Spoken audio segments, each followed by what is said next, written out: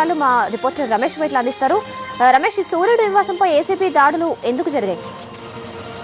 రమ్య, ప్రధానంగా వైఎస్ ప్రభుత్వ హయాంలో వైఎస్ దగ్గర ముఖ్యమంత్రి దగ్గర పిఏగా పనిచేసిన రిపుంజయ్ రెడ్డితో పాటుగా సూర్యుడి ఇంటిపైన ఇవాళ ఉదయం తెల్లవారుజాము నుంచి ఏసీబీ అధికారులు విస్తృతంగా దాడులు చేస్తున్నారు. ఇప్పటివరకైతే ఏసీబీ అధికారులు చెప్తున్న సమాచారాన్ని బట్టి చూస్తే రిపుంజయ్ రెడ్డితో కలిసి సూర్యుడికి పిఏగా పనిచేశాడు కాబట్టి వీళ్ళిద్దరు కలిసి పెద్ద మొత్తంలో ఆస్తి వీటిలో సంపాదించారన్న ఆరోపణలు ఉన్నాయి. కాబట్టి వీళ్ళు ఇంట్ల పైన దాడులు చేస్తానని చెప్పి ఏసీబీ అధికారులు చెప్తున్నారు. ఎందుకంటే రిపుంజయ్ రెడ్డితో కలిసి కొన్ని ఆస్తులు సూర్యుడు కలిసి కొన్నట్లుగా కొన్ని ఆరోపణలు ఉన్నాయి. ఈ ఆరోపణల నేపథ్యంలో తాము తనిఖీలు చేస్తున్నాం, అంతటి మరే వివరాలు ఇంకా సేకరించాలని చెప్తున్నారు. అయితే మరి కాసేపులో ఇంకా పూర్తి వివరాలు బయటకు వస్తాయని చెప్పి ఏసీబీ అధికారులు చెప్తున్నారు.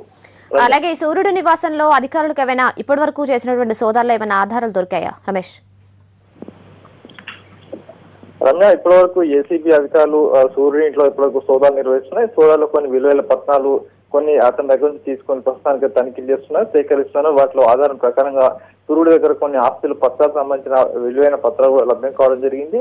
అయితే ఈ ఆస్తులు ఎలా సంపాదించారు, ఏ విధంగా సంపాదించారు దానిపైన ప్రధానంగా విచారణ కొనసాగుతుంది. ప్రస్తుతానికి ఇంకా ఈ విచారణ కొనసాగుతుంది కాబట్టి విచారణ దశలో ఉన్న క్రమంలో తాము ఏమి వివరాలు ఇంకా బయటకు చెప్పలేమని చెప్పి ఏసీబీ అధికారులు చెప్తున్నారు. సాయంత్రంలోగా పూర్తి వివరాలు బయటకు వస్తాయని చెప్పి అధికారులు చెప్తున్నారు. ప్రధానంగా రిపుంజయ్ రెడ్డితో కలిసి కొన్ని ఆస్తులను సూర్యుడు కొన్నట్లుగా కొన్ని ఆరోపణలు ఉన్నాయి. కాబట్టి ఈ ఆరోపణల నేపథ్యంలో తాము సూర్యుడిట్లో కూడా తనిఖీలు చేయాల్సి వస్తుందని చెప్పి ఏసీబీ అధికారులు చెప్తున్నారు.